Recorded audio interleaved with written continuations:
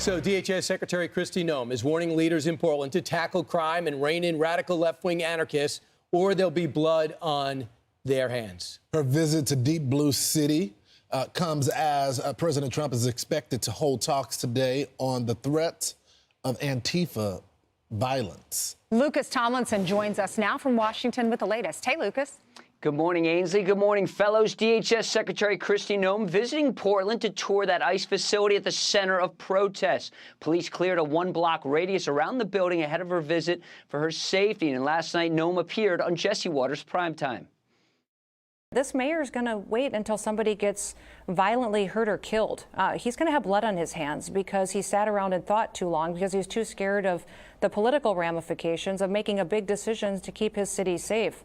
The DHS secretary had a chance to view the situation firsthand from the roof of the ICE facility. She received a security update on scene. A federal judge Sunday blocked the deployment of the National Guard to Portland, where President Trump and members of his administration say those forces are necessary to quell the violence in the streets. As you can see here, Oregon's Democratic governor says the protests have been mostly peaceful. Here's her statement after meeting with Trump's DHS secretary. Quote, "Today in my meeting with Secretary Noem, I reiterated again that there is no insurrection in Oregon. I was clear that I have confidence in local law enforcement to meet the moment. Oregon is united against military policing in our communities." Now, President Trump said Monday he's willing to invoke the Insurrection Act if necessary. The Insurrection Act of 1807 under then President Thomas Jefferson allows the president to dispatch active duty military in states that are unable to control unrest. It has been used multiple times in history, dating back from Andrew Jackson's time to President George H.W. Bush, guys.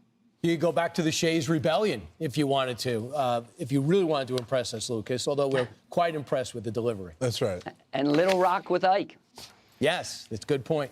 A little bit more Thanks, modern, Lucas. Black and white film.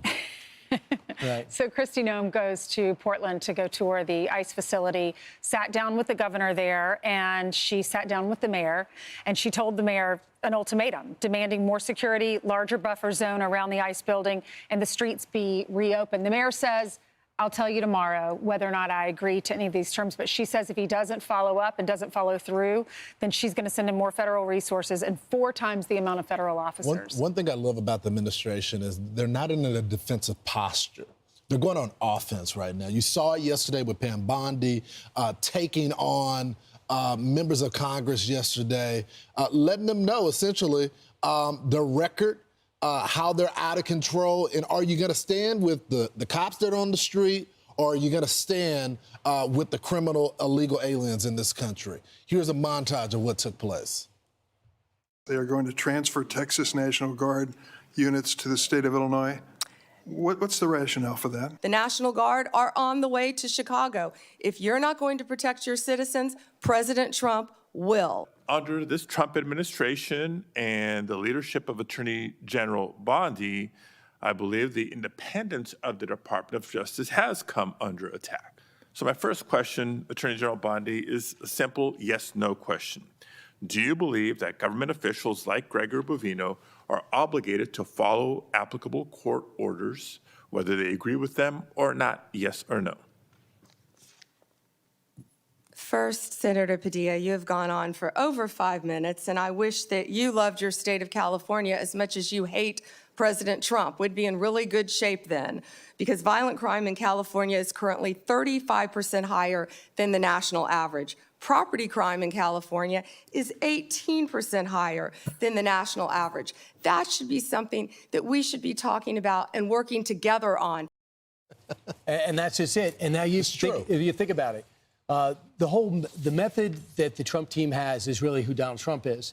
You know, in the first term, they were getting the right people in the right places. But if you look at RFK, if you look at Kash Patel, and now Pam Bondi, they're out there to say, look, I'm not just going to sit here and take incoming, especially from you guys. I did a little background check on you. Yeah. And that's what Trump does. He goes with you. If you're an opponent, he knows exactly what your district is. He knows what your state is. And she says, yeah, I'll answer your question if it's applicable. But let me just tell you, I'm trying to straighten out your city because you can't. And that's fundamentally where Democrats find themselves. They are now defending anarchy and criminals. Now, whether Trump intentionally walked them there or they just played themselves into that corner, that's where they are. because we have this thing called video. We can call it up from 30 days ago, and we see the unrest outside the ICE building. On what planet do you think that President Trump is going to let a federal building get surrounded by anarchists who don't like a branch of law enforcement? He's not going to handle it. So what Kristi Noem did yesterday, talk to the mayor, talk to the governor. What Kristi Noem is doing, too, they're engaging, too, with the same thing in Chicago, mayor and governor. We're sending the Texas National Guard in there.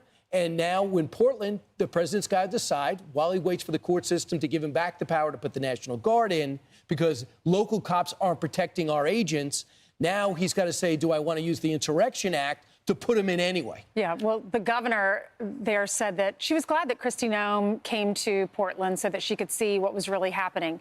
But before her arrival, they blocked off the streets around the ICE facility, which is where we've been seeing all these protests. And yesterday, Pam Bondi, she really defended herself. She's great. Yeah, Dick Durbin represents Illinois. So she's saying, if you're not going to clean up Chicago, then I will. She called Adam Schiff a liar and a failed lawyer. She called Mazie Hirono, the senator from Hawaii, of consorting with Antifa because she recalls Mazie Hirono being out there with the Antifa protesters. Then when Blumenthal questioned her about politicizing the DOJ, she said, I'm not going to get in the gutter with you. I'm not going to be lectured about the integrity by someone who lied about being in the military just to be an elected senator.